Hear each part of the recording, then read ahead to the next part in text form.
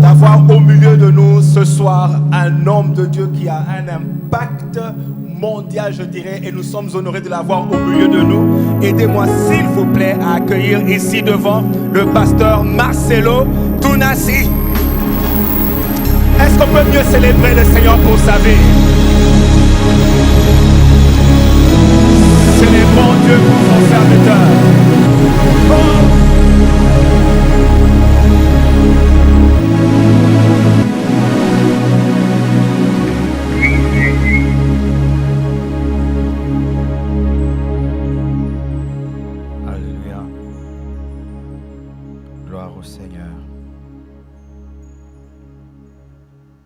Nous allons nous incliner dans la présence de Dieu et désirer son approche ce soir au milieu de nous. Prions au nom de Jésus-Christ.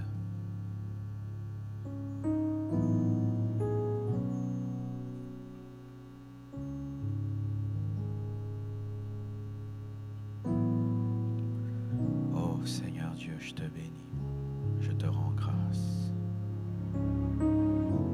Merci Père pour ta présence. Je te remercie pour ta puissance. Je prie que tu renouvelles notre intelligence et que tu nous accordes, Seigneur Dieu de gloire, de saisir ce que tu attends de nous. Je prie Père éternel que tu bouleverses les vies, que tu changes les vies pour ta seule gloire. Tu es capable de changer un homme en un instant. Et je prie, Père, que tu transformes les vies en un instant. Tu es ici, fort, capable. Glorifie ton nom. Je t'ai cherché partout.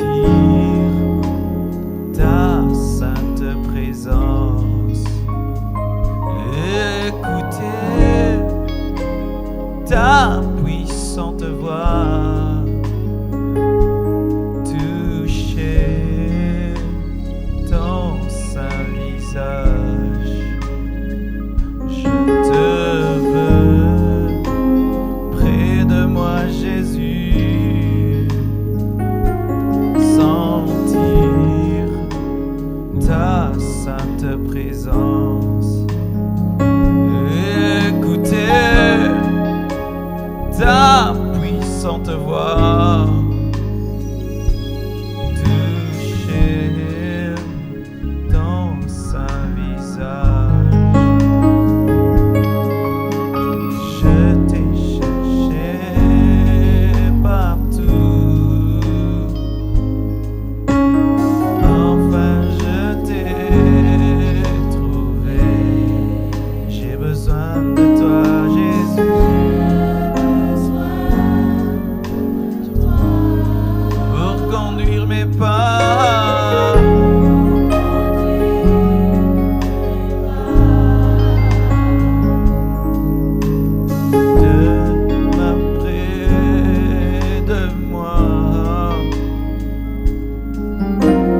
Demeure près de moi. Demeure près de moi.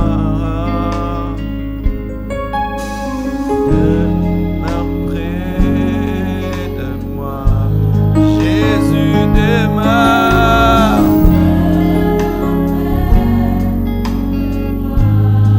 Demeure près de moi.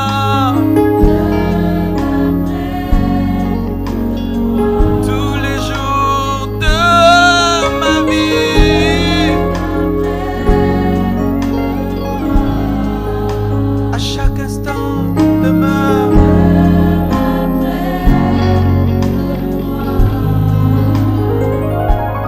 T'es là, son nom couvrait mon visage. Des cris sans fin sortaient de ma bouche. Des péchés sans fond harcelaient mon âme.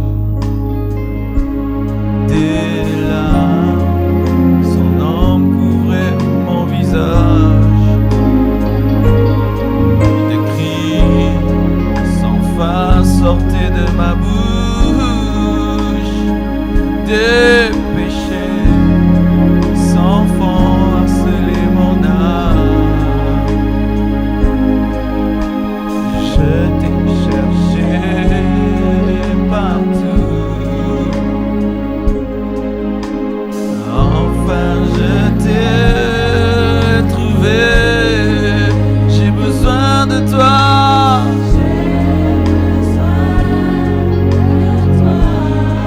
Pour conduire mes pas tous les jours de ma vie. J'ai besoin de toi. J'ai besoin de toi.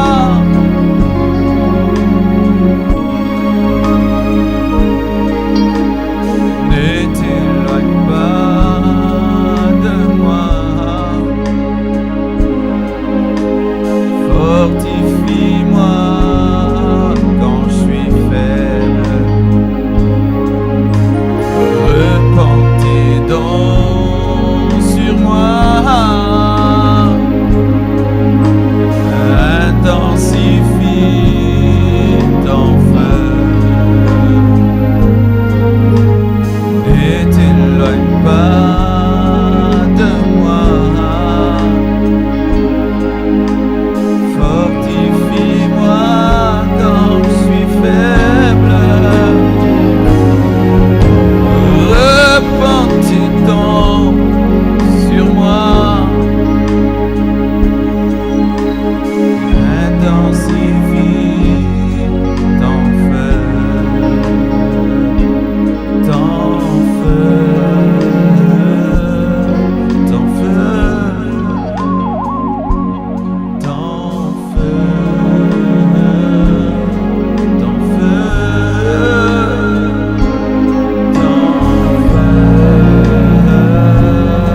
Ton feu.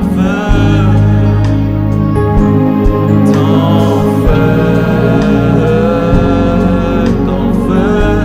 J'ai besoin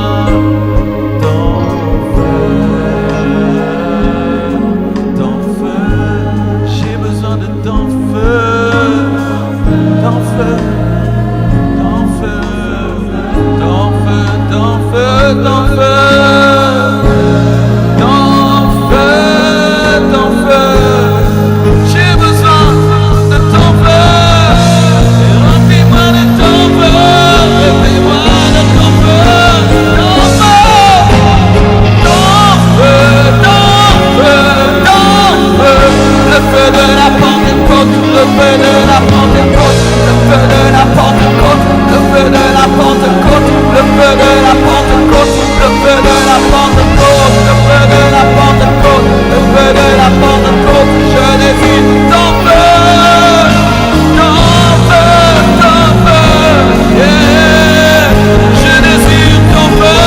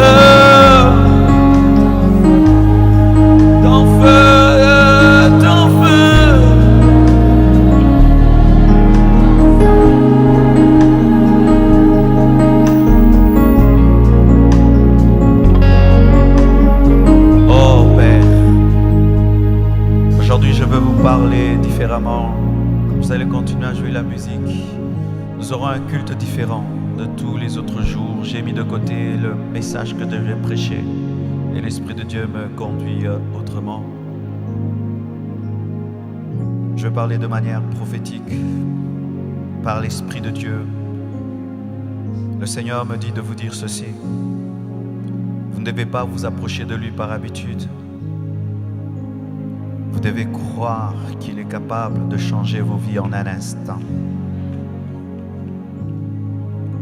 Ma vie a été changée dans un culte, dans une réunion. J'étais venu, j'avais 21 ans. Et mon pasteur prêchait, il enseignait sur l'appel de Dieu. Il a lu la parole, mais pour moi, je n'ai pas entendu qu'une lecture. J'ai entendu la voix de Dieu dans la voix de mon pasteur. Il parlait de l'appel de Dieu et j'ai entendu dans mes oreilles des millions de personnes qui criaient, qui disaient « Marcelo, viens nous apporter l'évangile ». En ce moment-là, la puissance de Dieu était tombée sur moi et m'avait terrassé. Tout le monde a pu rentrer à la maison, mais moi j'étais resté là. J'avais une expérience avec le Dieu de ma destinée. Et Dieu me parlait. Après cette expérience, j'ai couru à la maison parce que je ne voulais pas répondre à l'appel de Dieu. Et quand j'entre dans ma chambre, je ferme ma clé. Je trouve le Dieu que je fouillais m'attendait dans ma chambre. Il avait rempli la chambre. Il y avait une telle saturation de la présence de Dieu que j'avais du mal à respirer. Il y avait trop de Dieu, de sorte que j'avais du mal à respirer. Je ne peux vous expliquer cela. Et il m'a dit, que veux-tu que je te fasse pour que tu répondes à mon appel? Et comme je refusais de répondre à cet appel, j'ai fait 2 semaines sans dormir, où tout le temps la voix de Dieu me parlait, réponds à l'appel, réponds à l'appel. Pendant 2 semaines, j'ai eu une insomnie provoquée par l'appel de Dieu. Et étant donné que j'avais fait 2 semaines sans répondre à cet appel et sans dormir, j'ai eu un problème avec ma tête, de sorte que j'oubliais ce que je disais et je ressemblais un peu à un fou. Et on m'a amené dans un hôpital psychiatrique. Le médecin me regarde et il me dit que tout va bien. Et il dit qu'on m'enferme dans ma chambre pendant 2 semaines, que je ne voie personne, que je ne sorte pas. C'était une retraite imposée par Dieu. Et pendant 2 semaines, j'étais dans ma chambre. Et il y avait trop de Dieu dans cette chambre. Il me parlait tellement que je devais lui dire d'arrêter de me parler. Je devais prendre des cahiers, écrire vite et m'annoncer tout ce que je suis en train de vivre aujourd'hui. Quand j'avais 21 ans, il me disait, tu iras dans le monde entier, tu prêcheras ma parole. J'étais un jeune garçon, je n'avais même pas un passeport. Et des fois, je devais lui dire, arrête de parler, je dois écrire. Et des fois, je disais, arrête de parler, je dois dormir. Ma mère était en peur. Elle me voyait sortir, donnez-moi un cahier, achetez un cahier, je dois écrire, je dois écrire, je dois écrire. De sorte que si quelqu'un venait me voir, je pouvais dire en avance qui allait venir me voir. Et j'avais une chaise dans ma chambre. Si seulement tu t'assieds sur cette chaise, je te regarde, je te raconte ta vie. Ma mère, en ce temps-là, priait encore dans une église avec des chapelets. Un ange de Dieu lui est apparu dans la chambre. Elle est venue en criant. Elle est venue dans ma chambre. J'ai prié pour elle, elle était baptisée du Saint-Esprit. Elle m'a donné son chapelet et je l'ai jeté. La présence de Dieu commençait à remplir la maison. Je n'avais plus besoin même de dormir avec une couverture. Je sentais une couverture spirituelle sur moi.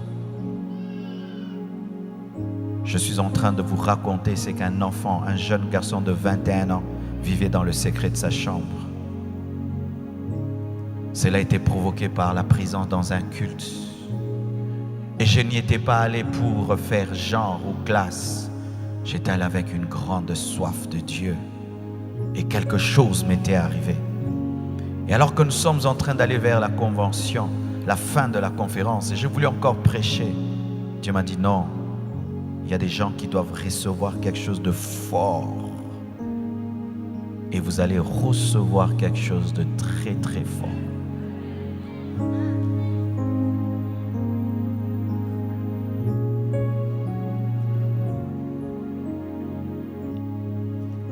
Beaucoup de gens m'avaient dit des choses. Et je disais qu'ils m'aimaient bien, c'est pourquoi ils me prophétisaient des grandes choses. Alors que ce n'était pas la pensée de l'homme, c'était Dieu. Des fois, lorsque tu regardes la prophétie, tu regardes ta vie, tu dis c'est trop beau, c'est trop grand. Rien n'est trop grand pour Dieu. Et personne n'est méritant pour que Dieu fasse dans sa vie des grandes choses. Tu dois seulement avoir la foi et croire que Dieu peut, en un instant, changer ta vie. En un instant. En un instant. Et après ça, 2 semaines après, je suis allé à l'église, j'étais chantre comme mes sœurs. Et on m'a donné le micro. Et je fermais mes yeux et je chantais. Je ne savais pas que pendant que je chantais, les gens ne faisaient que tomber. Quand j'ai ouvert les yeux, j'ai vu des gens par terre. C'est là que l'onction de Dieu a commencé à se mouvoir dans ma vie. Moi qui hier priais en regardant une montre, je ne savais plus m'arrêter dans la prière. Il fallait que je puisse me décoller. Les moments de prière étaient devenus des moments intenses, des moments d'intimité terribles. Et quand Dieu m'a dit de commencer l'église, j'ai fait 2 ans. 2 ans où je jeûnais chaque mercredi, je veillais chaque vendredi. Et après, c'est comme si ça ne suffisait pas. J'avais maigri, j'avais atteint 45 kilos. C'était pas assez. Une soif me brûlait. Je devais connaître ce Dieu qui m'avait appelé. Je suis allé dans un jeûne de 11 jours où je ne prenais que de la bouillie. Le dernier jour de ce jeûne, un tonnerre a retenti et j'ai entendu une voix qui m'avait dit: aujourd'hui est né dans cette nation un grand serviteur de Dieu. Je suis sorti de cette retraite. Moi qui avant ne prêchais que 20 minutes et après je n'avais plus rien à dire. Quand j'ouvrais la Bible, je pouvais prêcher 1 heure, 2 heures et je ne finissais plus. Une onction de la connaissance de la parole était venue dans ma vie, dans la retraite. Les choses de Dieu existent, mes frères. Dieu est capable de te communiquer un dépôt spirituel que l'homme ne peut expliquer. Et je suis sorti de cette retraite et j'ai continué à prier. Et j'ai continué à prier jusqu'à ce que Dieu, un jour, alors que je marchais, il m'a arrêté et il m'a dit: c'est assez, tu as assez prié, commence l'église. J'ai dit: Dieu, je n'ai pas d'argent. Comment je vais faire pour commencer l'église? Il m'a dit: tu vas mettre une chaire et tu vas parler. La première fois, c'était des enfants qui étaient devant moi. Il n'y avait même pas de tôle, ni des instruments. J'ai parlé sans instruments, sous le soleil, à des enfants. Et la puissance de Dieu est tombée sur eux. Quand la puissance de Dieu est tombée sur les enfants sont rentrés en parlant langue, raconter à leur maman ce qui leur était arrivé. Les mamans sont venues vérifier. La puissance de Dieu les a touchés. Et les papas sont venus vérifier. Et la puissance de Dieu les a touchés. C'est comme ça que l'église est née.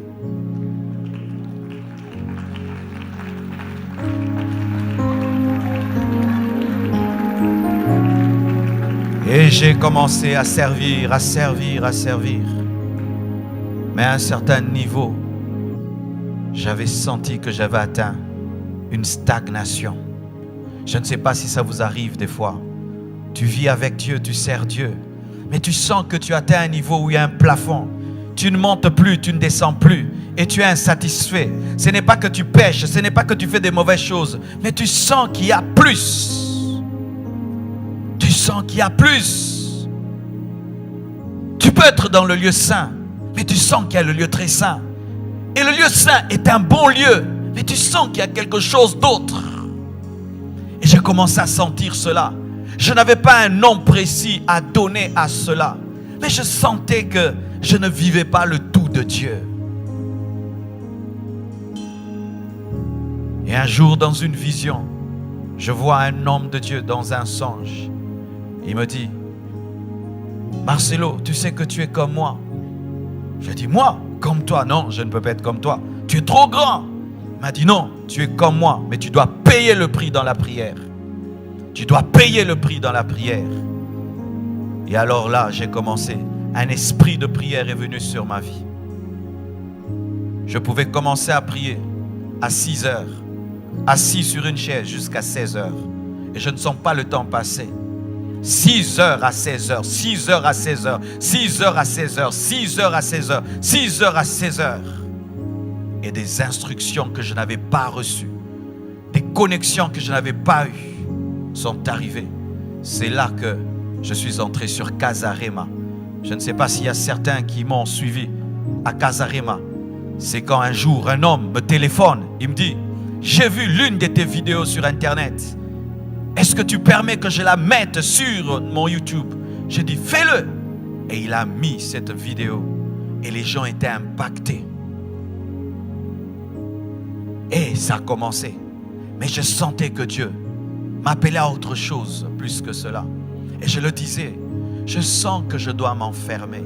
Je dois m'enfermer pendant 40 jours seul avec Dieu. Je dois m'enfermer pendant 40 jours seul avec Dieu. Quand je prie une semaine, je ne me rassasie plus.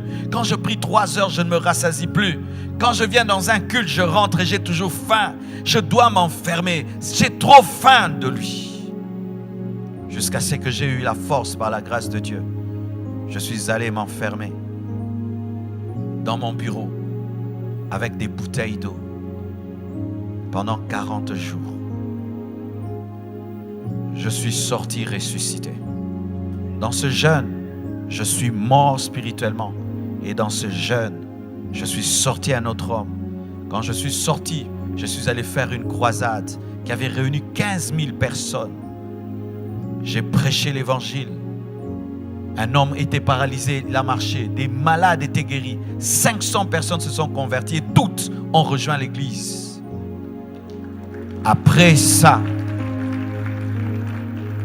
c'est quand le ministère s'est ouvert sur le plan international que j'ai même rencontré l'homme de Dieu et que tout le reste a commencé à se passer. Qu'est-ce que je veux vous dire, mes frères? Il y a un prix à payer. Il y a un prix à payer. Tu aimes cette chair, on te dira qu'il y a un prix. Tu veux l'avoir, tu dois payer un prix. C'est vrai que Christ a tout accompli pour nous, mais voici comment Christ fait. Il achète une chose pour toi et il la pose sur la table. C'est à toi de venir la prendre. C'est pourquoi il dit, venez à moi vous qui avez soif. Tu dois venir, tu dois aller. Sinon tu mourras et jamais tu ne deviendras l'homme que tu dois devenir. Je t'assure, le jour de ta mort, Dieu te présentera un autre toi-même que tu aurais pu être, mais que tu n'es jamais devenu parce que tu n'as pas payé le prix qu'il t'a demandé. Chacun de nous, dans son esprit, entend toujours un prix qu'il doit payer. Chacun de nous, celui-ci, Dieu lui dit de veiller. Celui-là, Dieu lui demande de jeûner. L'autre, je ne sais pas, Dieu te demande de faire des veillées de lecture de la parole. Jusqu'à quand tu vas reporter à demain le prix que tu dois payer?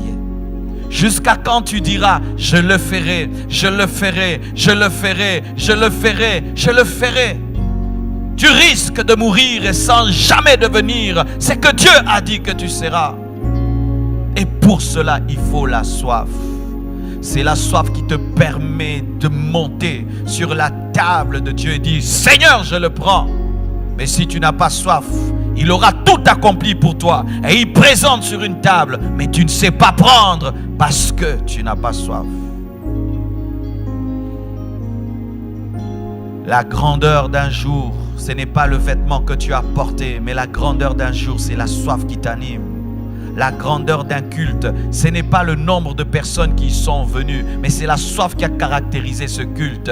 La grandeur d'une église, ce n'est pas le bâtiment, mais la grandeur d'une église, c'est la caractérisation, c'est la soif du peuple de Dieu. Et ce culte deviendra grand par notre soif. C'est notre soif qui fera de ce culte un culte extraordinaire. Et je t'assure, il est capable de changer ta vie en un instant. En un instant. Lorsque j'ai commencé l'assemblée, je suis passé par des problèmes. Tout d'un coup, dans l'église, il y avait des tumultes à gauche et à droite. L'église passait par des temps de secousses. Et je vois une vision. Dans cette vision, je vois un homme de Dieu qui entre dans la salle et qui prie pour moi. Et Dieu me sort du problème. Et je vais à l'école biblique.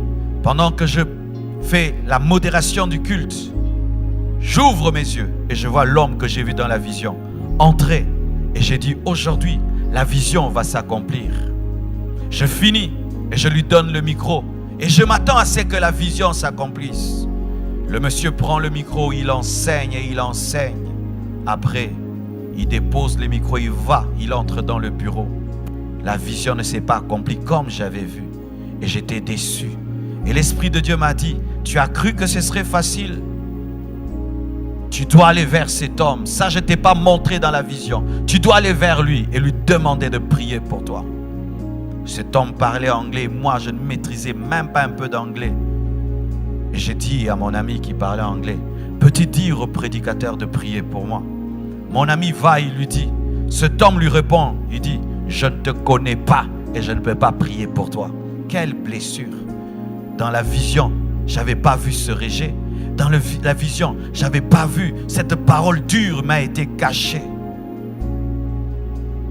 Et j'ai failli tomber dans l'orgueil et dire, eh ben, ça c'est quel genre d'homme de Dieu orgueilleux qui garde sa prière. Je vais chercher Dieu. Et Dieu m'a dit, non, ce que je veux te donner, c'est seulement en t'humiliant. Cet homme-là doit prier pour toi. Et je suis revenu. Mes frères, je me suis tenu devant cet homme comme si j'allais le taper. Et je lui ai dit, à mon ami, j'ai dit, dis à ton pasteur que s'il ne prie pas pour moi, je ne sortirai pas de là. Et j'étais debout devant lui, je le regardais comme s'il avait ma tête. Ton problème, c'est que tu n'es pas suffisamment déterminé. Ton problème, c'est que lorsque tu quittes la maison, tu n'as pas un but et un objectif. Pourquoi es-tu venu ici? Pourquoi es-tu venu là? Qu'est-ce qui t'anime? Souvent, nous nous plaignons, je viens à l'église et je rentre, rien ne m'arrive. Mais vous ne venez avec rien, c'est pourquoi vous ne sortez avec rien. Qu'est-ce qui vous anime? Quelle décision vous avez? Aujourd'hui, Satan vous a piégés, vous nous prenez pour des stars et des vedettes. Et surtout vous qui nous avez connus sur Internet. Lorsque nous voyageons, qu'est-ce qui arrive? Les gens disent, c'est l'occasion de le voir en live. Mes frères, c'est quoi l'occasion de me voir en live? Oui, tu me vois en live. Ça fait quoi? Ça fait quoi tu m'as vu en live? Tu dois vivre mon Dieu en live.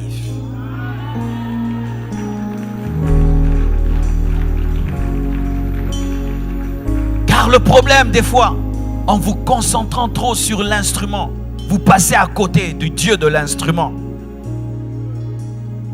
Et je me suis tenu devant lui et je le regardais. Et il a lu dans mes yeux une soif ardente. Et il a dit, mets tes mains là. Il a présenté seulement ses mains. Quand j'ai touché ses mains, je suis tombé directement. Quand je me suis relevé, j'ai senti comme un poids m'avait quitté et mon ministère a décollé à nouveau. Ce jour-là, si je n'avais pas soif, je ne sais pas si aujourd'hui je serais ici à Boston et si mon ministère serait devenu ce qu'il est devenu. Ton problème, c'est que des fois, tu rates des opportunités en or parce que tu n'as pas la vision de comprendre que l'Éternel est à Bethel. Peux-tu savoir que Dieu est ici? Peux-tu le sentir? Et peux-tu discerner que dans une seule réunion, ta vie peut changer? Une seule réunion, ta vie peut changer. Le feu de la Pentecôte qui a embrasé la vie de Pierre est tombé en un instant. C'était un tout à coup. Mais voyez les résultats du tout à coup.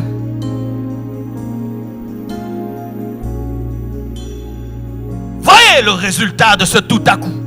Ils avaient soif, ils avaient soif, ils avaient soif. Et tout d'un coup, le feu est tombé sur eux. Et plus jamais ils n'ont été les mêmes. Mes frères, nous sommes en train de parler du réveil de Boston. Et vous savez à quel point la franc-maçonnerie est présente dans cette ville. Comment pensez-vous que vous pouvez influencer cette nation sans être embrasé par le feu du Saint-Esprit? C'est impossible. Jésus n'a pas envoyé des religieux gagner les extrémités de la terre. Il a envoyé des hommes embrasés, des hommes enflammés, des hommes revêtus de puissance. Mais ces hommes avaient payé le prix de la chambre haute. Ils avaient payé le prix de la chambre haute. J'aimerais un peu te parler de la chambre haute. Des fois que vous nous voyez ici, c'est beau, il y a des lumières. Mais si je te raconte mes journées, si je te racontais mes journées, si je te raconte ma vie, je passe ma vie dans une chambre. Boston, j'ai pas le temps de voir. Je verrai Boston lundi et mardi. Et peut-être même pas s'il y a trop de gens pour qui je dois prier. Je vis dans une chambre et je prêche dans une chambre.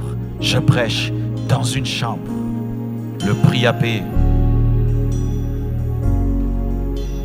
Le prix à payer. Le médecin qui opère les cerveaux, le prix qu'il paye pour être capable de sauver les hommes. Il fait des études de 10 ans, de 12 ans. Et il est tout le temps assis, on l'enseigne. Pendant que ses amis jouent, il est en train d'apprendre. Et demain, il peut opérer ton cerveau et te guérir d'un cancer. Vous voulez ou vous ne voulez pas. Les choses de Dieu, ce ne sont pas des jeux, mes frères. Veux-tu cette vie? Voulez-vous vraiment bouleverser cette ville? Vous devez vous enfermer. Vous devez rater des choses. Pendant que les autres s'amusent, vous devez être à genoux. Pendant que les autres font ce qu'ils veulent, vous devez mourir à cela, afin de donner la vie aux autres. Si vous n'êtes pas prêt à payer ce prix, vous êtes en train de vous amuser à venir à l'église sans comprendre les enjeux. Vous devez vivre à genoux, vivre à genoux, vivre enfermé, jusqu'à ce que le déclic aura lieu.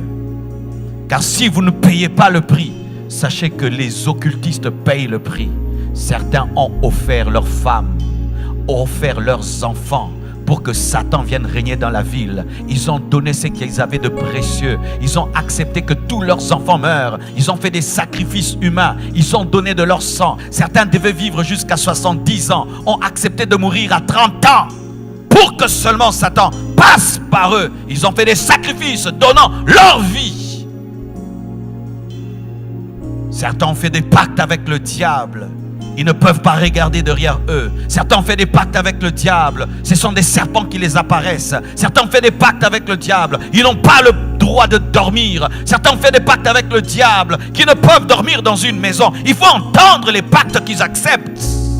Mais les chrétiens, Dieu vous demande de jeûner. Il vous demande de vous agenouiller. Il vous demande de vous enfermer. Il vous demande de passer du temps avec lui. Mais vous ne voulez pas. Mais vous pensez que Dieu vous utilisera.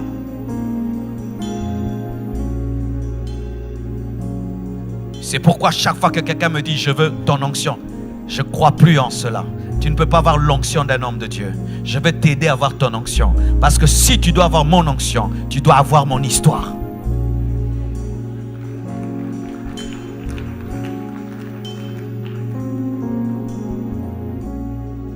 Vie comblée, compassion, ça va. Ce sont des noms que nous donnons. Mais tous nous devons payer le même prix. Vous voulez cette ville? Vous devez aller la prendre. Vous devez aller la chercher au sommet de la montagne. Vous devez vous consacrer. Ne pensons pas qu'en parlant tout le temps, critiquant les païens, nous allons les convertir. Dans la chambre haute, on ne critique pas les païens. On attend le feu du Saint-Esprit. Ne pensez pas qu'en passant vos temps devant la télévision du matin au soir, tout le temps sur Facebook, tout le temps sur WhatsApp, vous amènerez un réveil. Vous devez mettre vos téléphones de côté. Et ça, Dieu m'a dit, vos téléphones de côté. Éteindre vos téléphones pour prier, chercher Dieu. Vous devez mettre vos téléphones de côté pour chercher Dieu. Vous devez vous déconnecter pour chercher Dieu. Vous devez éteindre vos téléphones pour chercher Dieu. Vous devez pendant un temps oublier que la technologie existe pour chercher Dieu. Mais tant que vous serez tout le temps connecté, tout le temps disponible, vous serez indisponible à la voix de l'Esprit. Car lorsque Dieu voudra vous parler, vous serez en train de parler à quelqu'un. Voulez-vous ou vous ne voulez pas?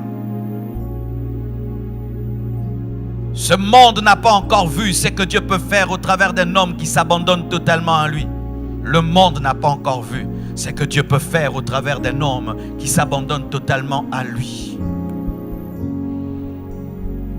Si aujourd'hui tu t'offres à Dieu comme un sacrifice vivant, et tu montes sur l'autel de la croix, il va te consumer par le feu du Saint-Esprit, et de là sortira un puissant serviteur de Dieu. Oh mes frères et sœurs, prenez au sérieux ce que je dis. Je suis venu dans des réunions comme ceci. J'étais un enfant et pendant que le prédicateur prêchait, il y avait des adultes dans la salle. Et l'Esprit de Dieu me disait, il te parle à toi. Je disais, moi, mais il y a tellement de gens plus intelligents, plus capables que tu peux utiliser. Dieu me disait, c'est à toi que je parle. Et si pendant que je parle, tu entends l'Esprit te dire que c'est toi, il s'agit de toi.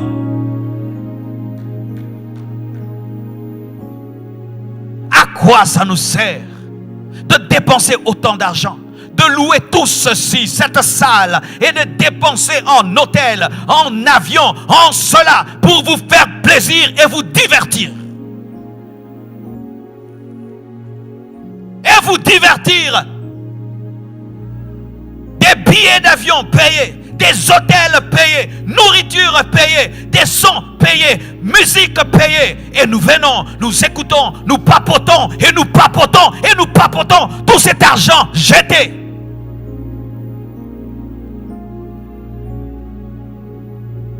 Si cette conférence n'engendre pas, ne fût-ce qu'un homme embrasé, nous avons échoué. Il fallait que je reste au Congo. Il fallait que je reste au Congo. Il fallait que je reste au Congo.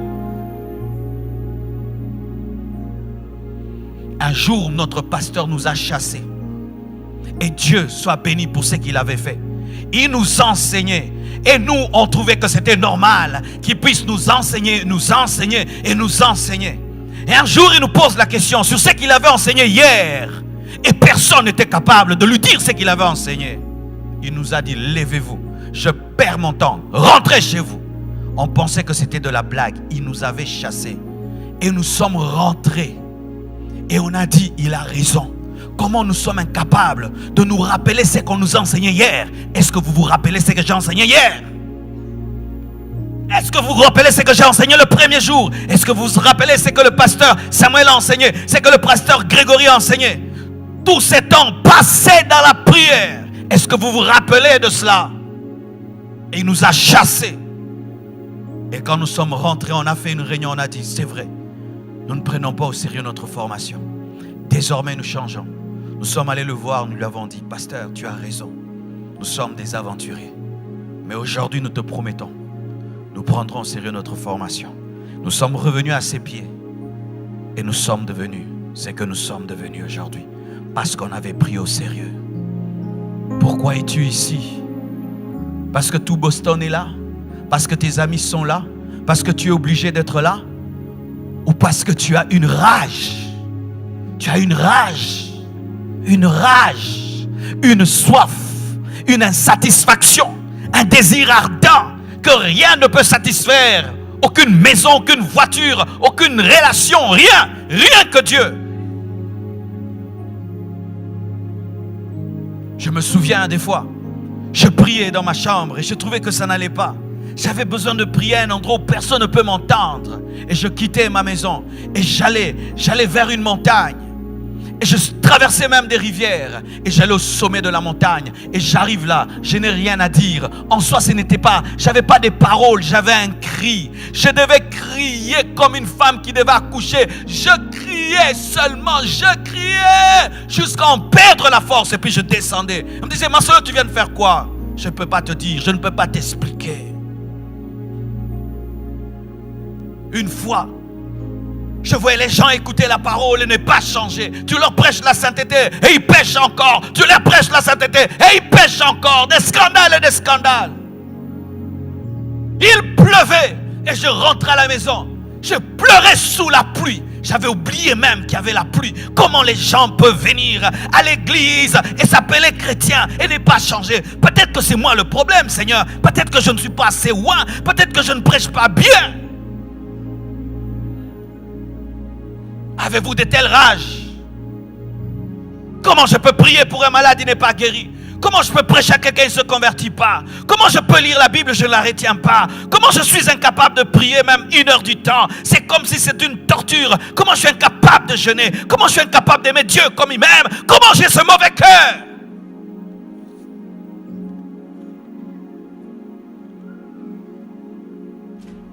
Sans cela, mes frères, rien n'arrivera. Allez lire l'histoire de tous les grands serviteurs de Dieu.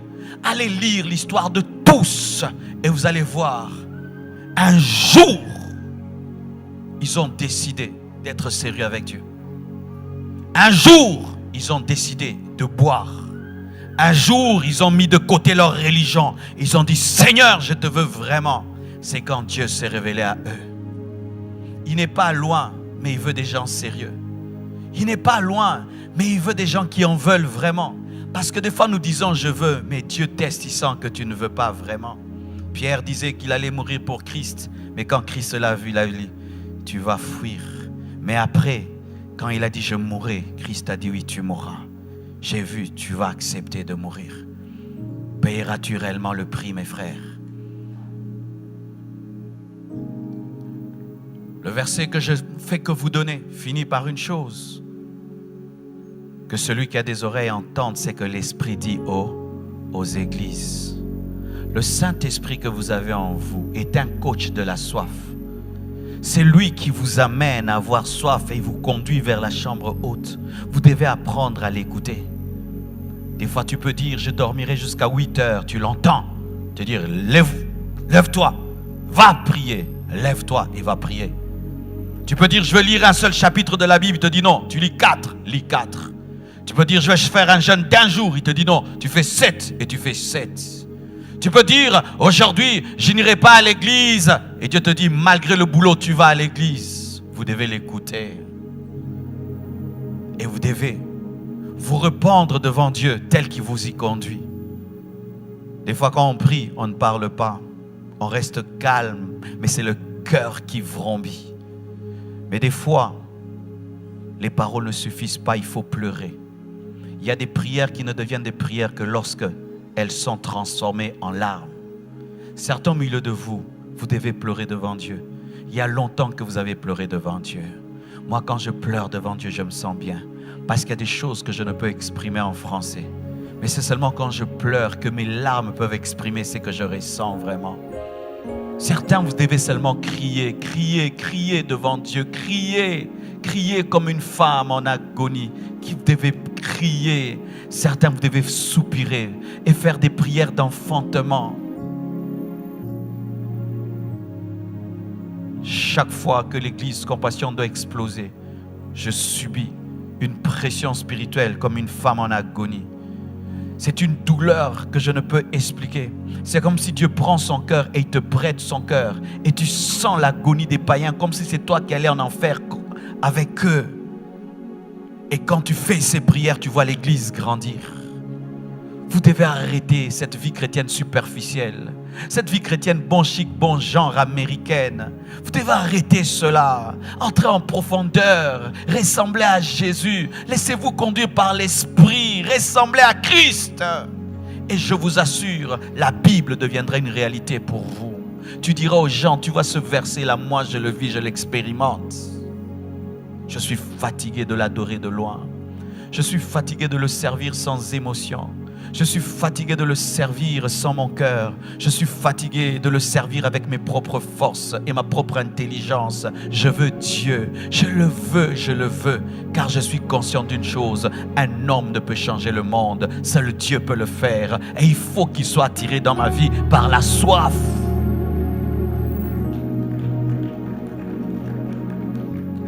Et j'aimerais dire quelque chose. Et je crois que c'est pourquoi aujourd'hui Dieu a permis que je parle ainsi, parce qu'on a le temps.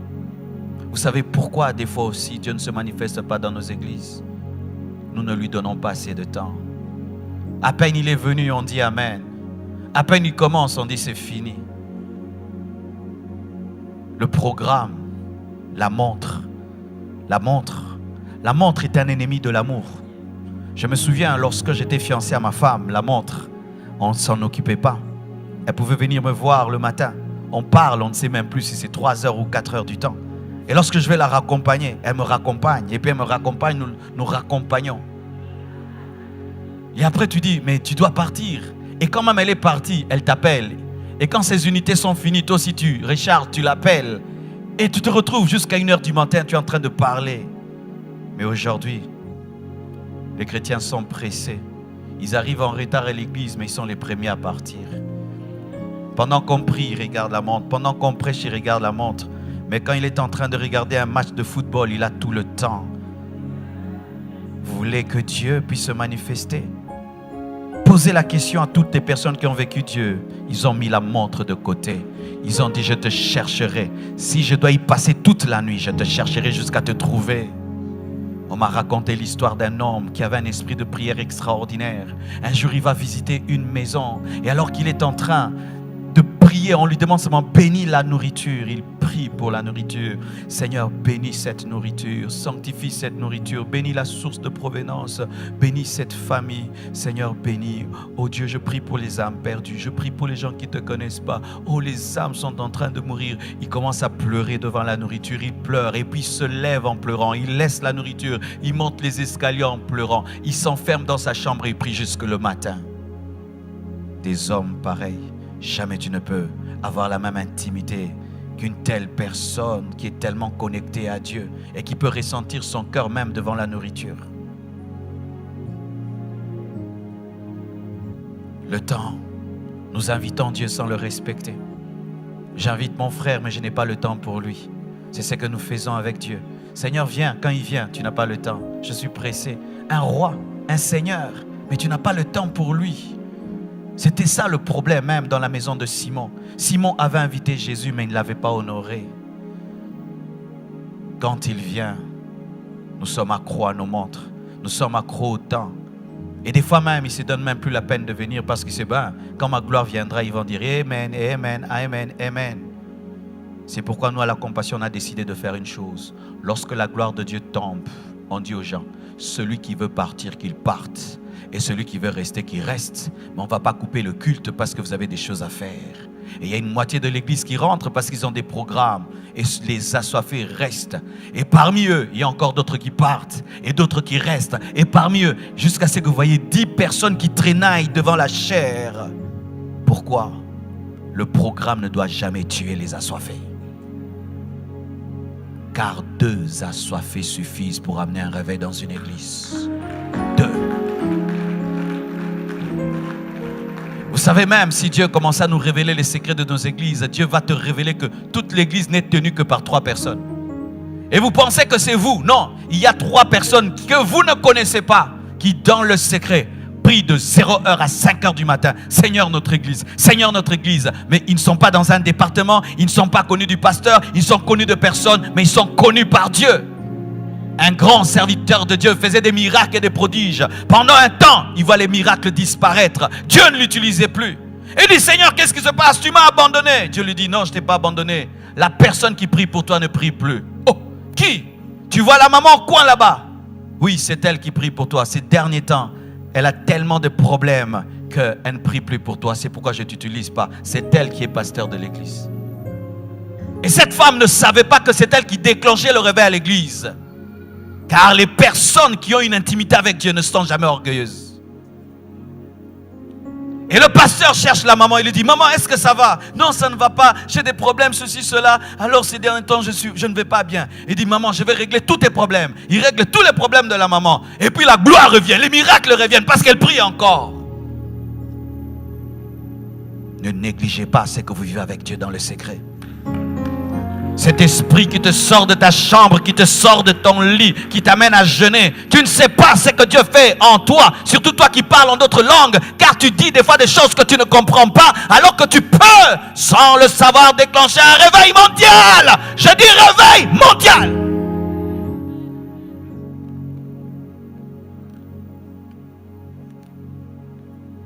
Tout ce que je suis en train de vous dire, c'est pour vous préparer à une chose. Au toucher divin. Ce soir, aujourd'hui, maintenant. Car il y a une maladie dans les églises. Nous attendons que Dieu agisse demain. Il agira. Je n'ai pas demain, je n'ai pas dimanche, je n'ai que samedi. C'est aujourd'hui ou jamais. Dieu est le Dieu qui agit dans 20 ans, dans 25 ans. Mais il est aussi le Dieu de à l'instant même. À l'instant même. Jésus a parlé au figuier. À l'instant même, il a séché.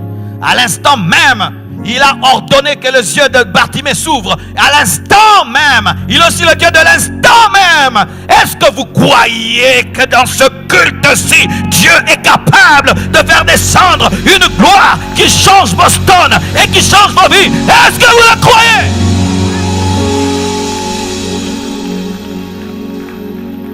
J'aurai l'onction quand? Demain? Non. Dieu me donnera un don prophétique quand? Demain? Non. Dieu me donnerait une onction de miracle quand? Demain? Non. Je crois qu'il peut aujourd'hui me donner une onction que je n'ai jamais eue. Je crois qu'aujourd'hui il peut me donner un don spirituel que je n'ai jamais eu. Je crois qu'aujourd'hui il peut m'accorder une expérience que je n'ai jamais eue. Je crois qu'aujourd'hui il peut m'accorder un feu que je n'ai jamais eu. Aujourd'hui, car je n'ai qu'aujourd'hui. C'est la religion qui ramène tout à demain. Il guérira. C'est pourquoi lorsque Jésus-Christ s'est présenté devant la tombe de Lazare et qui voulait guérir ce jour-là, Lazare ressuscité ce jour-là, Lazare, les religieuses qui étaient ses sœurs ont dit, nous croyons mais pas maintenant. Les paralytiques marcheront mais pas aujourd'hui. Les aveugles verront mais pas aujourd'hui. Alors ils verront quand? Le feu tombera. Le feu tombera. Et on finit la conférence. Ça tombe pas. Pourquoi? On remet toujours à demain. À demain, à demain, à demain. Et puis on finit. Amen. Rien. Reportant toujours à demain. Je le veux ce soir. Je m'y attends ce soir. À l'explosion de la gloire de Dieu ce soir. Et cela n'est possible que si vous priez avec rage et avec ferveur. Car la Bible dit que la prière fervente du juste a une grande efficacité. La prière fervente du juste, pas n'importe quelle prière. La prière fervente du juste.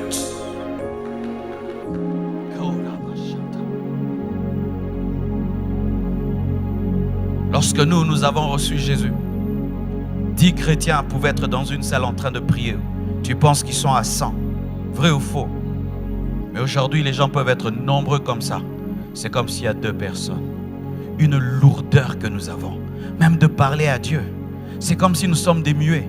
Mais quand on dit Amen, il faut voir comment nous faisons du bruit. Une maladie dans l'église. Les gens ne prient pas, ne parlent pas à Dieu dans le culte, mais ils parlent aux hommes après le culte.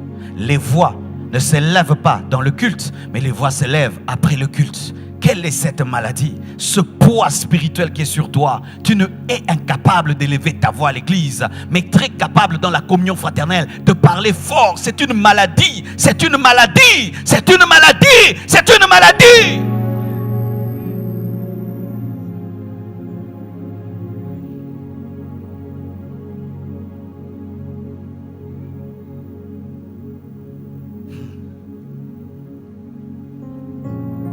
Je termine en vous rendant conscient d'une chose.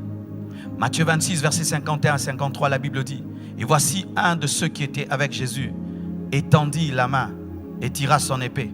Il frappa le serviteur du souverain sacrificateur et lui emporta l'oreille. Alors Jésus lui dit, remets ton épée à sa place, car tous ceux qui prendront l'épée périront par l'épée. Et maintenant il dit, penses-tu que je ne puisse pas invoquer mon Père qui me donnerait à l'instant plus de 12 légions d'anges? Jésus croyait qu'en un instant, sa prière pouvait attirer 12 légions d'anges. Et tel il est, tel nous sommes. Si ma prière peut attirer 12 légions d'anges, ta prière 12 légions d'anges, sa prière 12 légions d'anges, 12 et 12 et 12, il y aura saturation angélique à Boston.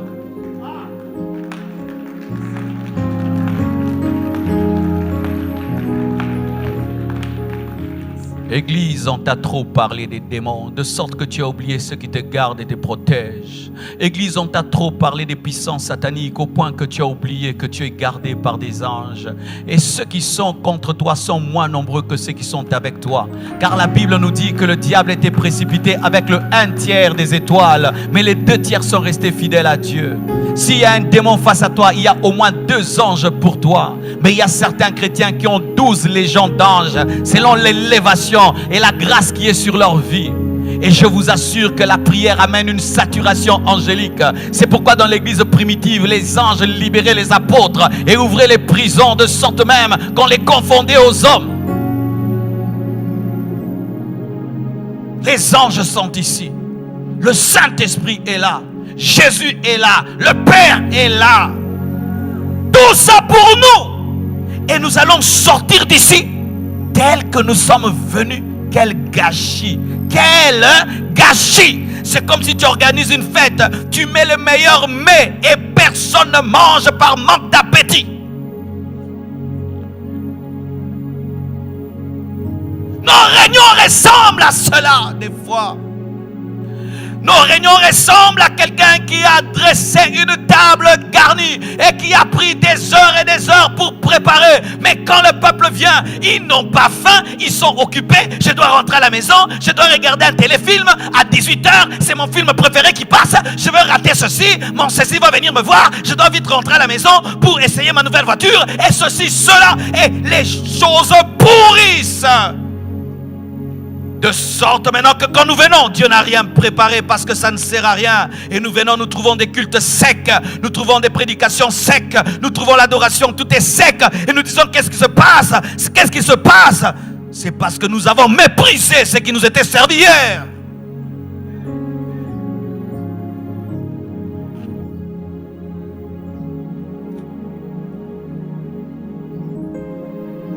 Tu vois encore ce qui te bloque.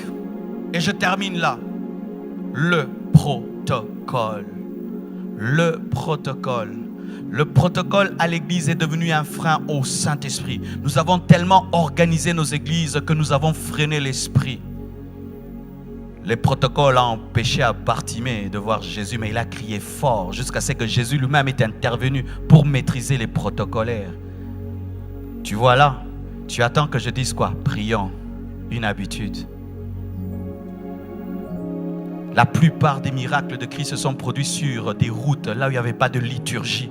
Il n'y avait pas un culte pour qu'on respecte quoi que ce soit. Et le fait que nous venons à l'église et il y a une estrade et il y a des chaises, vous vous comportez comme vous êtes à l'école et tu dis je vais déranger. Non, ici ce n'est pas l'école, c'est l'église.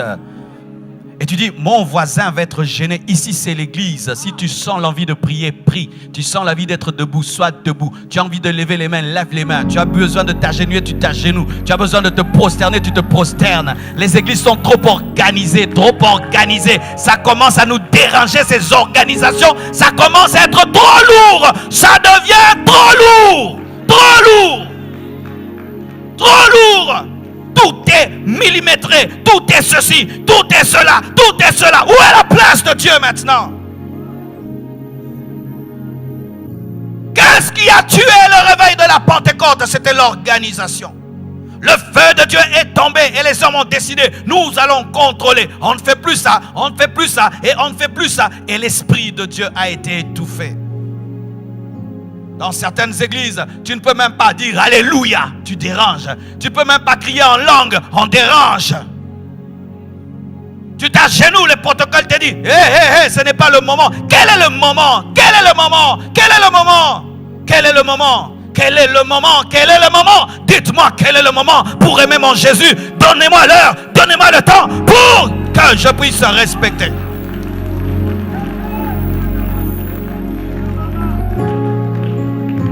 Tout d'un coup. Il priait tout d'un coup. L'esprit n'a pas respecté le programme. Il s'est imposé et il a bouleversé tout. Et c'est ça le réveil. Quand nous implorons le réveil, donc nous implorons le bouleversement de nos programmes. Tu es en train de bénir un mariage et tu pries comme ça, ils sont baptisés du Saint-Esprit. Les parents tombent baptisés du Saint-Esprit et le culte du mariage devient un culte de réveil. Nous devons nous attendre à de telles choses. Vous avez commencé un culte, vous dites on va prier pendant 3 heures et le culte fait une semaine.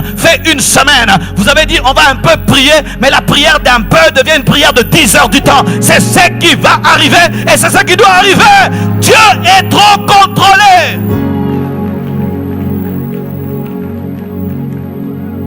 C'est pourquoi dans l'église de Laodicée, Jésus-Christ dit, je me tiens à la porte et je frappe. Pourquoi vous m'avez mis dehors? Redonnez-moi mon église. Redonnez-moi mon église. Et aujourd'hui, l'Esprit de Dieu dit, redonnons à Jésus son église afin qu'il la dirige. Et elle est trop dirigée par les programmes, trop dirigée par les horaires, trop dirigée par l'intelligence. Moi-même, j'ai été testé par ce que je vous prêche. Ce n'est pas ma prédication.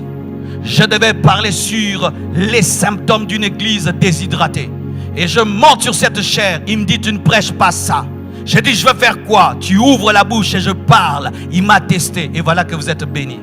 Mais si j'avais respecté mon programme, Seigneur, pour ne pas même vous mentir, hier, j'ai raté de faire la volonté de Dieu. Hier, quand j'étais en train d'adorer avec le peuple, il fallait que je continue à adorer. Mais j'ai coupé pour enseigner parce que c'était le programme. Et quand je suis rentré, j'étais triste. J'ai pas pu dormir. Aujourd'hui, il m'a donné une seconde occasion pour me racheter. Et béni soit Dieu, je le fais.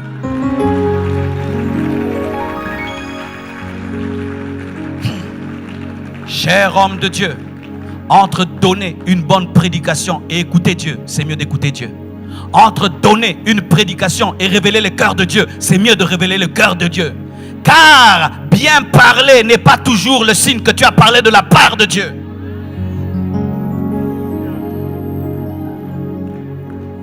Combien de fois nous ratons la gloire de Dieu dans nos cultes à cause du programme? C'est le culte d'intercession. Mais la gloire de Dieu vient autrement. Non, c'est le culte d'intercession.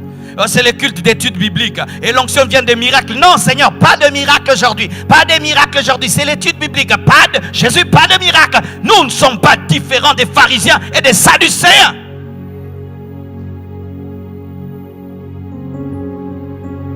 La liberté de l'esprit. Là où il y a la soif, il y a la liberté de l'esprit. Mon frère, j'ai été quelque part. J'ai vu des hommes qui ont soif. Ces jours-là, j'ai failli mourir. Je suis entré et j'ai commencé à prêcher. Plus je prêchais, les gens se tenaient debout. Et après, ils commençaient à avancer. Moi, j'ai reculé. C'était à Lubumbashi. À Lubumbashi, c'est terrible. C'est l'une de nos provinces là-bas. Les gens ont un don de révélation pas possible. Ils peuvent te regarder comme ça. Ils te donnent ton nom, ton adresse. Ils te donnent tout. Les gens prient dans des montagnes pendant des semaines et des semaines. Il y a des gens qui habitent plus à la montagne que parmi les humains. À Lubumbashi. Et pendant que je prêchais, ils se tenaient debout. Et ils commençaient à avancer. Et avancer. Et avancer. Jusqu'à ce que j'étais coincé contre le mur. C'est comme s'ils avaient besoin de toucher ce que je prêchais. C'est comme s'ils voulaient le toucher. Et vous pensez que nous pouvons être comme de telles personnes? Mes frères et sœurs, ce n'est pas parce que vous êtes aux États-Unis que vous avez le droit d'être tiède. Et ne pensez pas que Dieu va vous juger autrement des Africains. Vous avez la même Bible et le même Saint-Esprit. Et si eux peuvent aimer Dieu de cette manière, vous aussi vous pouvez le faire. J'ai été estomaqué lorsque je suis allé prêcher à Miami. Alors vous voyez Miami, nous quand on voit Miami, on entend parler de Miami. C'est plus le film qu'on entendait, je crois, de flics à Miami.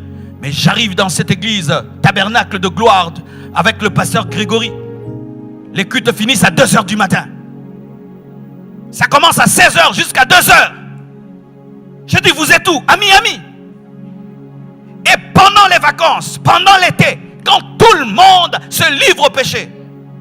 Il prie de 16h à 2h du matin. 10 000 personnes. 10 000 personnes. Je suis rentré, j'ai dit non. Ce n'est pas question de nation. C'est question de soif. C'est question de soif.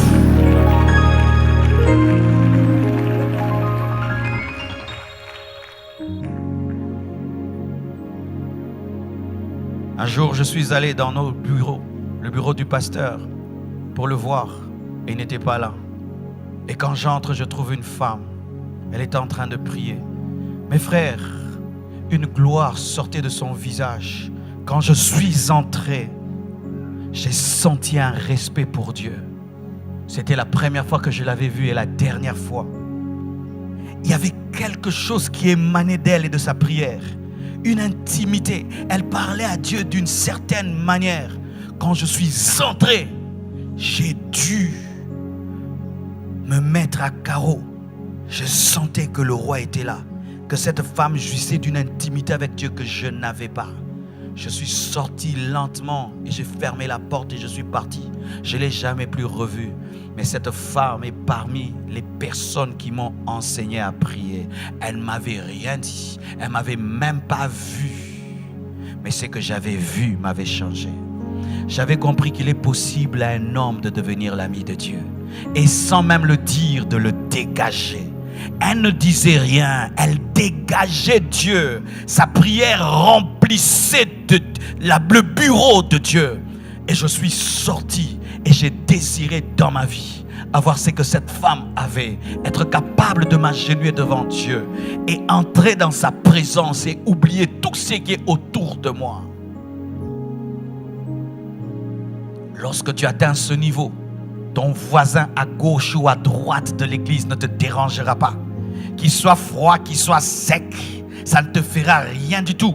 Tu pourras même venir dans un culte qui ne semble pas puissant, mais toi tu peux savoir que papa est là. Élie avait une telle intimité avec Dieu qu'il pouvait savoir que Dieu est dans un murmure doux et léger. Qui n'était pas dans le feu, qui n'était pas dans les tremblements de terre, mais pouvait savoir. David avait une telle intimité avec Dieu qu'il pouvait savoir que Dieu est en train de marcher au sommet des arbres. Il pouvait faire la différence entre le vent, entre un oiseau et Dieu qui marche au sommet des arbres. Comment un homme peut arriver à cela? Cela n'arrive que lorsque tu as soif, quand tu as faim. Et tu arrêtes de faire des prières religieuses, mais tu déchires ton cœur. Et des fois, ces prières-là, elles ne sont pas très systématiques. Elles ne sont pas toujours très très belles. Des fois, elles sont même bizarres. J'ai entendu des hommes dire, Seigneur, soit tu me tues, soit tu me donnes cette nation. Tu entends une prière pareille, soit tu me tues, soit tu me donnes ces âmes. Entre les deux, tu choisis. Des prières du genre, je ne te lâche pas tant que tu ne me bénis pas. Montre-moi ta gloire si j'ai trouvé grâce à tes yeux. Fais-moi voir ta gloire. Moïse, mais tu as vu le buisson ardent? Non, il y a plus que cela.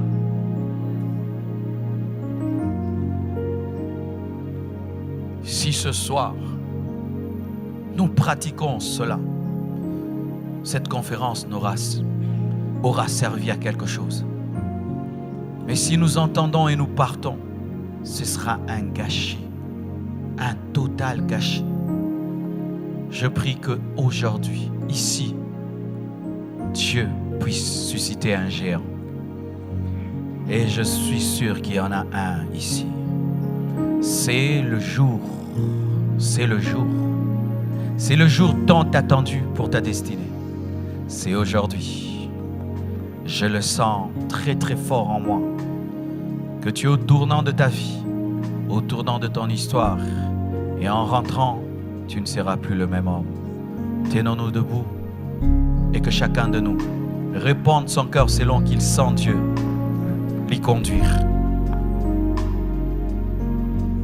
Prions. Prions. Élève ta voix. Élève ta voix. Élève ta voix. Élève ta voix. Si tu dois crier, crie. Si tu dois pleurer, pleure. Si tu dois te prosterner, prosterne-toi. Si tu dois t'agenouiller, agenouille-toi. Mais fais quelque chose. Mais fais quelque chose. Mais fais quelque chose. Mais fais quelque chose. Alléluia. Alléluia. Zambe, Zambe, Zambe, Zambe, Zambe. Zambe, Zambe, Zambe, Zambe, Zambe. Zambe, Zambe, Zambe, Zambe, Zambe. Zambe, Zambe, Zambe, Zambe, Zambe. Zambe, Zambe, Zambe, Zambe, Zambe. Posana yo makasi. Posana yo makasi. Posana yo makasi. Posana yo makasi. Posana yo makasi. Posana yo makasi. Zambe, Zambe, Zambe, Zambe, Zambe, Zambe. Zambe, Zambe, Zambe, Zambe, Zambe. Posana yo makasi. Posana yo makasi. Posana yo makasi. Posana yo makasi.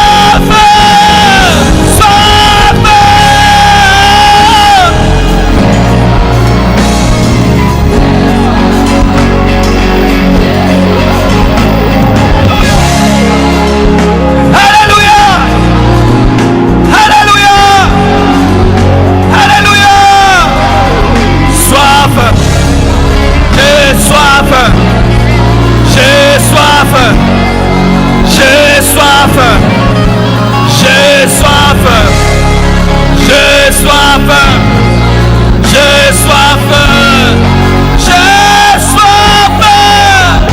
Zambé, Zambé, Zambé, Zambé, Zambé. Zambé, Zambé, Zambé, Zambé, Zambé. Zambé, Zambé, Zambé, Zambé, Zambé. Zambé, Zambé, Zambé, Zambé, Zambé. Oh. Zambé, Zambé, Zambé, Zambé, Zambé. Mon Dieu, mon Dieu, mon Dieu, mon Dieu, mon Dieu. Mon Dieu, mon Dieu, mon Dieu, mon Dieu, mon Dieu. Mon Dieu, mon Dieu, mon Dieu, mon Dieu, mon Dieu. Mon Dieu, mon Dieu, mon Dieu, mon Dieu, mon Dieu. Mon Dieu, mon Dieu.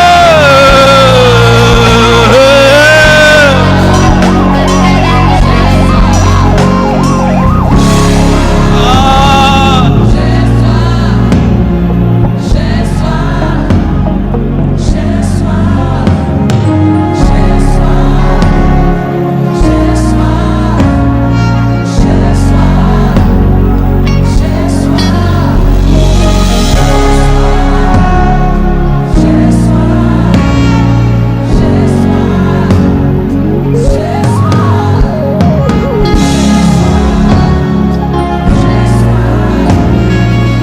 Crie, pleure, gémis devant lui, reprends ton cœur, dis-lui ce que tu lui as jamais dit, dis-lui ce que tu lui as jamais dit, dis-lui ce que tu lui as jamais dit. Oh, soif, soif, soif. Zambé, Zambé, Zambé, Zambé, Zambé. Zambé, Zambé, Zambé, Zambé, Zambé. Papa, papa, papa, papa, papa. Papa, papa, papa, papa, papa, papa. Zambé, Zambé, Zambé, Zambé, Zambé. Esprit, esprit, esprit, esprit de Dieu. Ah. Esprit, esprit, esprit, esprit de Dieu. Ah. Esprit, esprit, esprit, esprit de Dieu. Descends, descends, descends, descends au milieu de nous. Esprit, esprit, esprit, esprit de Dieu.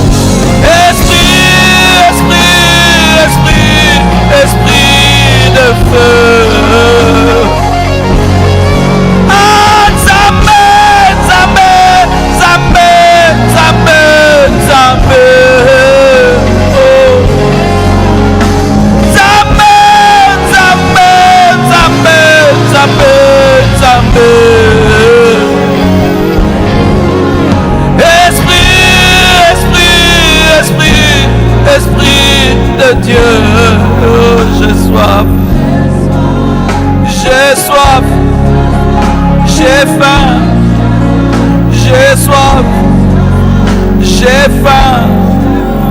De toi, de toi, de toi, de toi, papa.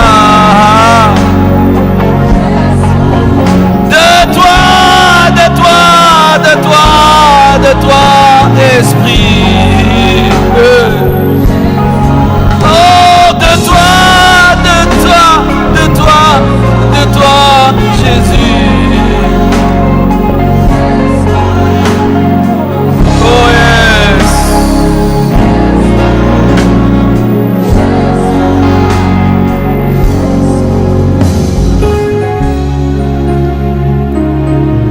Yes.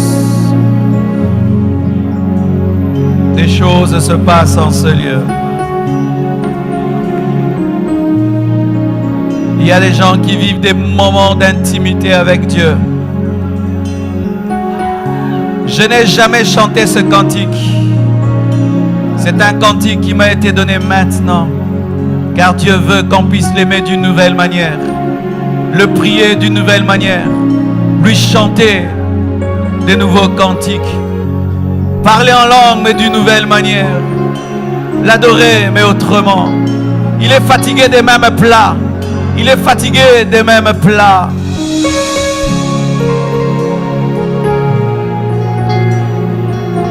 Il bouleverse ta vie. Il bouleverse ton ministère. Il bouleverse ton adoration. Il bouleverse ta vie de prière. Il te donne une onction que tu n'as jamais eue. Il te donne des expériences que tu n'as jamais eues avec lui. Il te donne un fardeau pour les âmes que tu n'as jamais eu.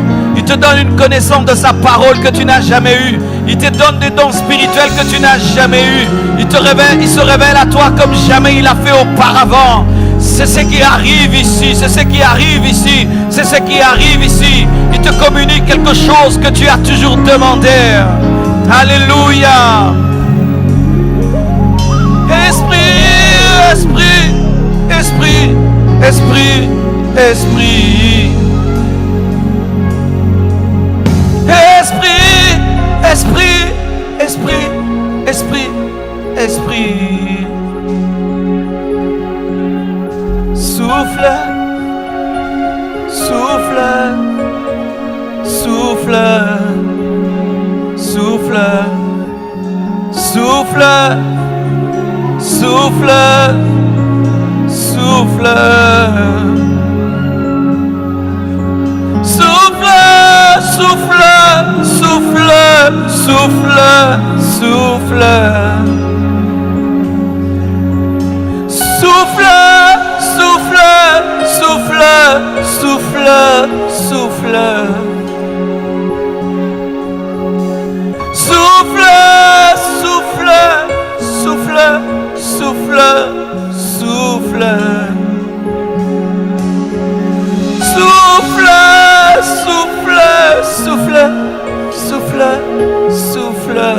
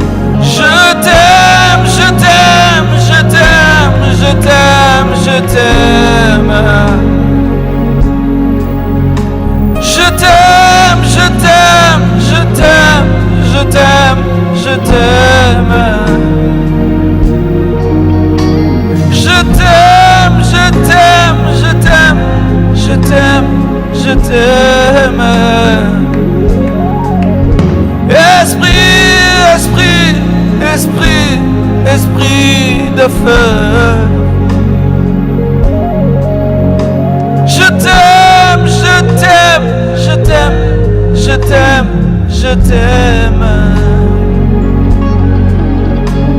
Je t'aime, je t'aime, je t'aime, je t'aime, je t'aime. Je t'aime, je t'aime, je t'aime. Papa, papa, papa, papa, papa. Zambé, Zambé, Zambé, Zambé, Zambé. Zambé, Zambé, Zambé, Zambé, Zambé. Papa, papa, papa, papa, papa. Ah, papa, papa, papa, papa, papa, papa, papa, papa, papa. Oh,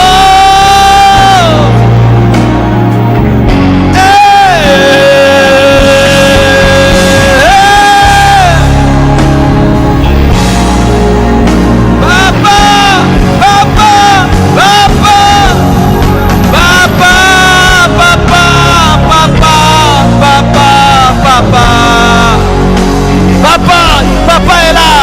Papa, papa, papa, papa, papa.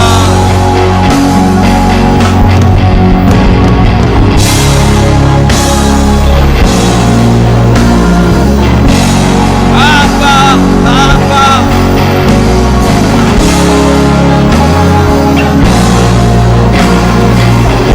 Papa, papa.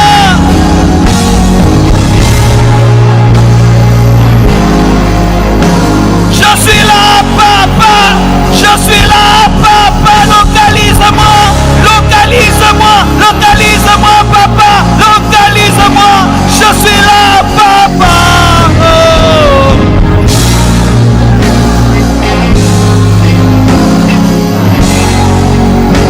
Je suis là, papa.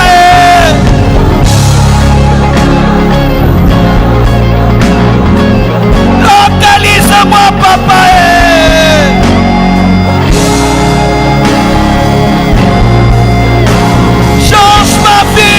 Change ma vie, papa.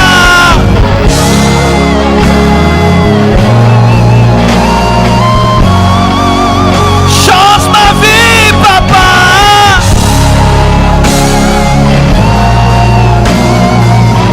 Change mon ministère, papa.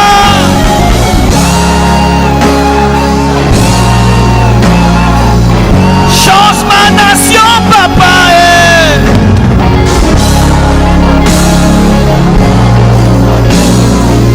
Révèle-toi, révèle-toi.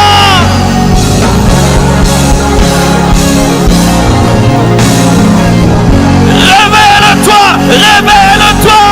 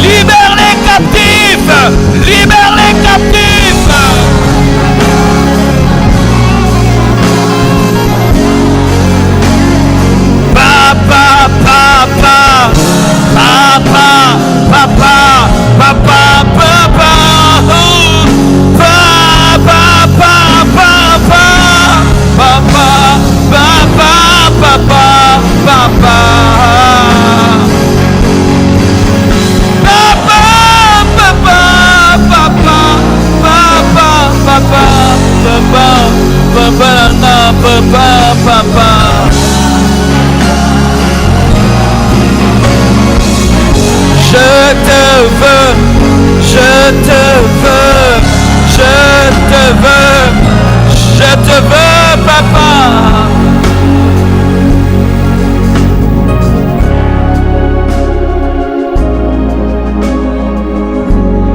Levons les mains. Voici une chose maintenant que je vais vous demander. Nous avons chanté avec la chorale. Nous avons chanté avec les instrumentistes.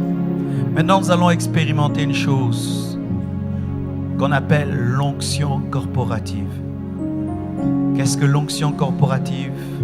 C'est l'onction qui est sur le corps du Christ. Et cette onction est plus grande que l'onction qui est sur un ministère et sur un homme de Dieu. Cette onction a besoin que tout le monde participe au culte pour se manifester. Ensemble, nous allons chanter ce cantique si facile, Alléluia. Les instruments seront bas. La chorale ne va pas chanter, moi non plus. Je vais seulement entonner et vous allez prendre le reste, toute l'église. Et la gloire de Dieu va tomber ici. Alléluia.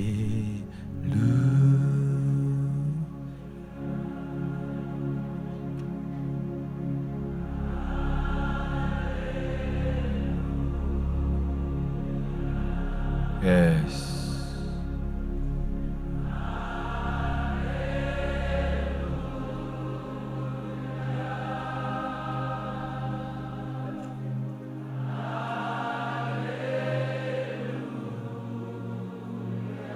Encore, alléluia.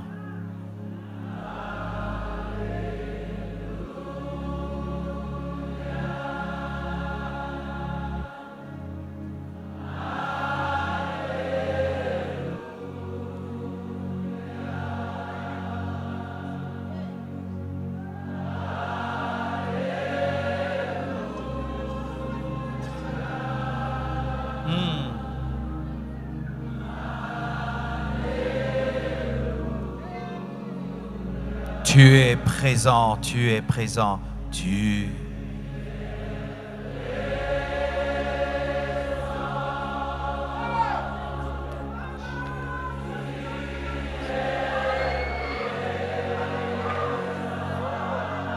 Hey.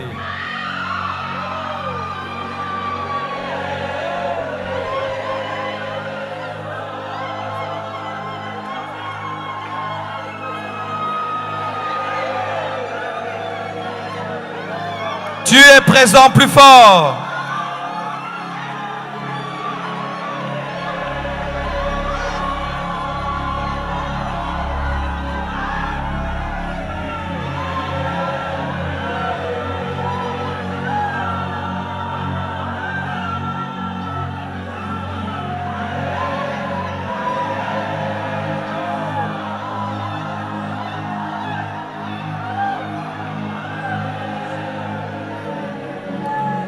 Tu es présent encore plus fort. Des choses se passent au milieu de nous. Des choses se passent au milieu de nous. Des choses se passent au milieu de nous.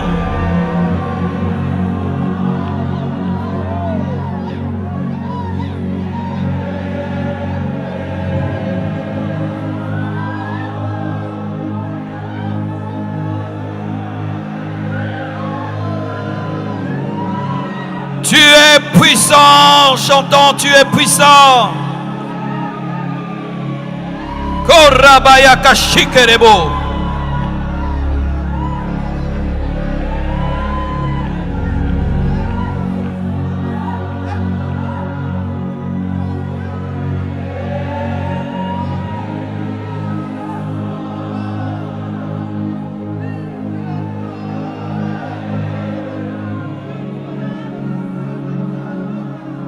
Nous t'invitons.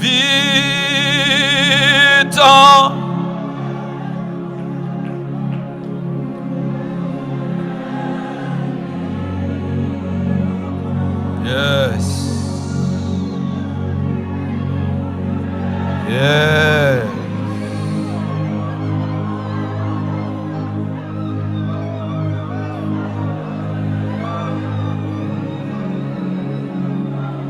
Nous t'invitons encore.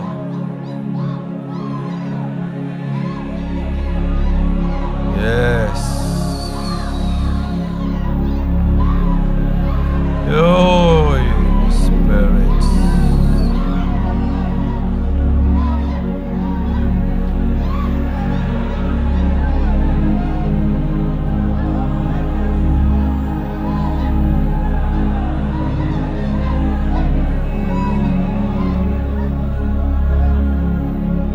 Je vois un océan. Je vois des vagues d'un grand océan qui commence dans le fond de la salle et qui jaillit jusque devant.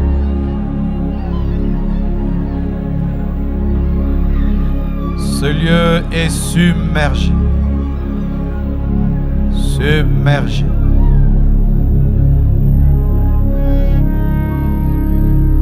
Correquesias. Bindelebros. Correcayema requeda. Recande yaga. Ruconde lebroso taya mandegeya. Inde libros contalebros cuteya bosha. Kurigema yeke libros kaya. Ainsi parle le Seigneur. Je me révèle à ceux qui me cherchent. Je me révèle à ceux qui me cherchent. Et quiconque me cherche de tout son cœur me trouve. Rukema rebos kotolobroya. Rikema yeba shaya. Cherche-moi, cherche-moi, et tu me trouveras, dit le Seigneur. Cherche.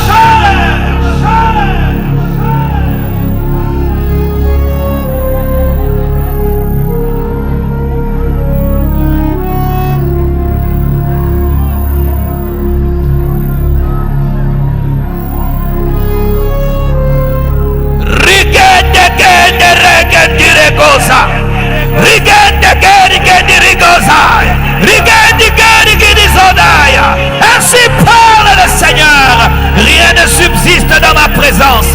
Aucune maladie, aucun démon, aucune puissance de ténèbres ne subsiste devant de moi.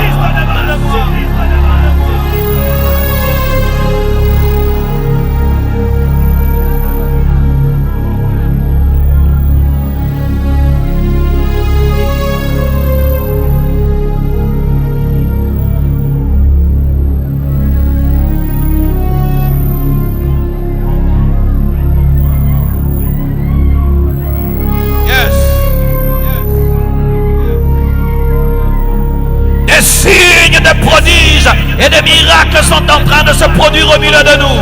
Les malades sont en train d'être guéris. Les captifs sont en train d'être libérés. Quiconque ici a des démons, là où tu es, sois libre. Démons, sortez des corps. Démons, sortez.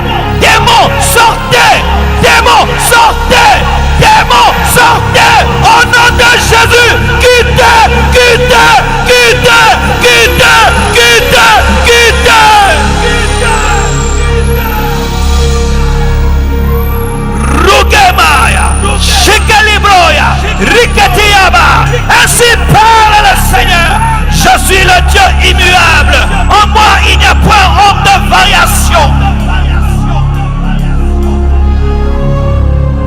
Cancer, je te commande de quitter le corps. Cancer, sort. Cancer, sort. Sort. Cancer, quitte. Quitte.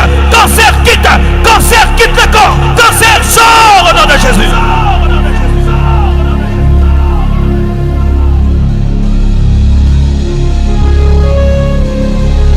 Tous ceux qui sont dans ce lieu, qui n'avaient jamais parlé en langue, tu es chrétien mais tu ne parles pas en langue. Tu es chrétien mais tu n'es pas rempli du Saint-Esprit.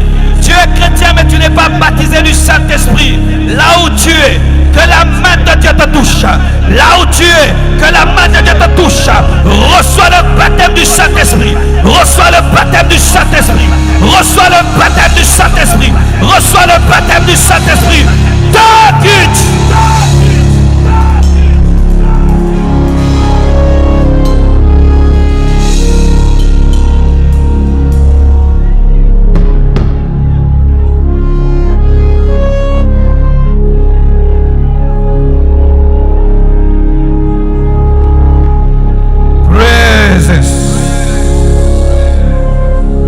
Que Dieu te fasse quitter le parvis qui t'amène dans le lieu saint, jusque dans le lieu très saint.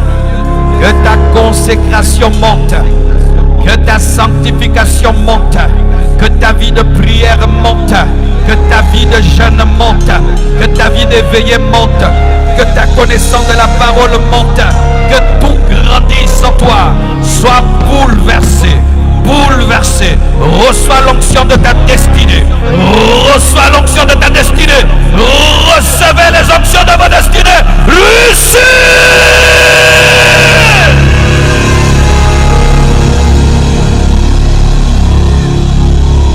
Reçois l'onction de ta destinée, là où tu es, reçois l'onction de ta destinée, reçois les dons spirituels, reçois le don de puissance, reçois le don de miracle, Lucie!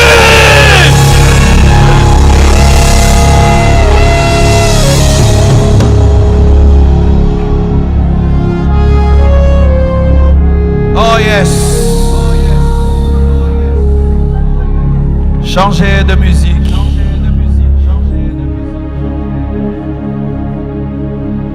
Changez de musique.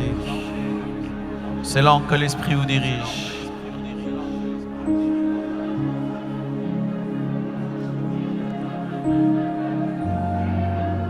Levez les mains avant de déposer ce micro. Je vais prier pour les revivalistes. J'ai appris que cette ville, Massachusetts, cet État est l'État de l'homme de Dieu, Jonathan Edwards, qui est parmi les puissants serviteurs de Dieu dans le monde. Cet homme pouvait donner une prédication et toute une ville est bougée sans un micro.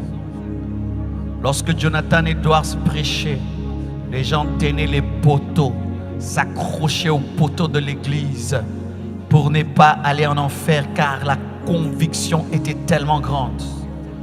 Cet homme a prié et il a demandé des villes et il a dit: si tu me donnes pas, tue-moi. Dans cette ville où aujourd'hui il y a la franc-maçonnerie, un puissant réveil a été déclenché. Et si Dieu a allumé un jour, il peut allumer à nouveau. Mais le bois que Dieu utilise, c'est l'homme. C'est l'homme qui est mort à lui-même. C'est l'homme qui est brisé. Pour toi, cette conférence a été organisée. Tu pensais être venu ici parce que c'était une invitation, alors que c'est Dieu qui t'a invité. Je prie que Dieu te donne quelque chose de fort, quelque chose de précieux, qui changera radicalement ta vie. Ma vie a été changée radicalement dans un culte. Le poids de Dieu était tombé sur ma vie. Et le jeune garçon que j'étais avait disparu. C'était devenu un autre homme. Et je sens cette même onction ici. Une onction de transformation qui bouleverse des destinées, qui engendre des géants. Père, au nom de Jésus, toi qui connais ces hommes et qui es caché parmi eux, toi qui peux voir dans la famille d'Isaïe un David en train de paître les brebis de son père, un roi caché dans un berger, toi qui peux voir une reine cachée dans une orpheline, toi qui peux voir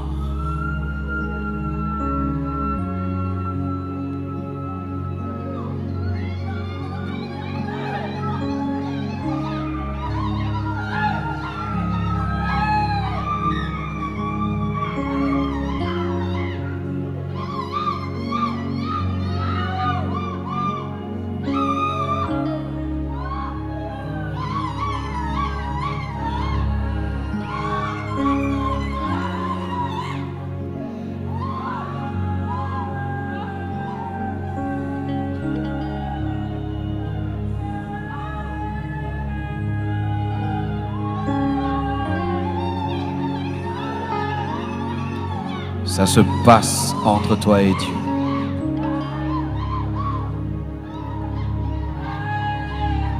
Touche ces hommes. Touche ces femmes. Oh Père, c'est pour eux que cette conférence a été organisée, afin qu'ils reçoivent le bâton de la relève. Où que vous soyez sur cette estrade, que vous soyez devant, que vous soyez au milieu, que vous soyez derrière, que vous soyez dans les couloirs, là où vous êtes, là où vous êtes, là où vous êtes, que le feu du réveil tombe sur vous.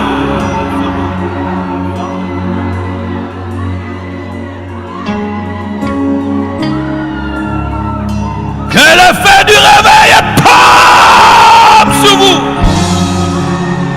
Que le feu du réveil tombe sur vous. Vous êtes la relève. Vous êtes la relève. Recevez le manteau. Recevez le manteau. Recevez le manteau. Recevez le manteau. Recevez le manteau. Recevez le manteau.